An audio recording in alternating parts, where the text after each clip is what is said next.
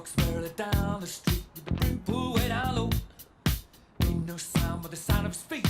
Machine guns ready to go. Are you ready? Hey, are you ready for this? Are you hanging on the edge of your seat? Out of the doorway, the bullets rip to the sound of the beat. Yeah.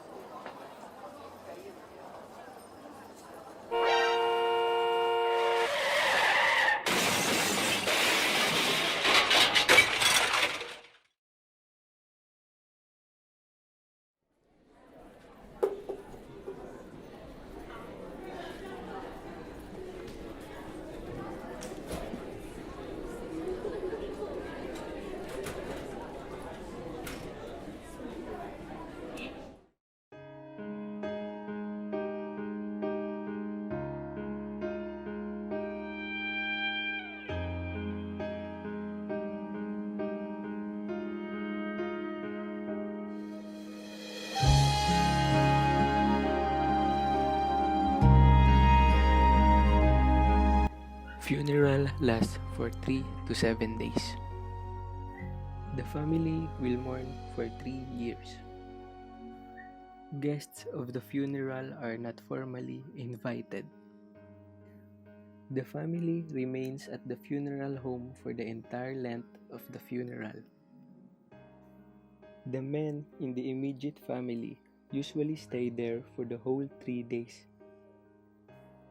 The men are also there to greet every visitor who comes to pay respects to the deceased.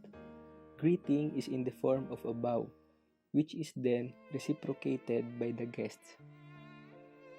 Caskets are not open, and the body itself is not on display.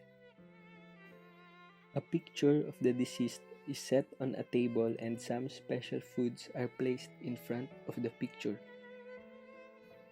Guests perform sol, a large bow. The person places his knees and hands on the floor and then bows forward. This is done twice in front of the memorial.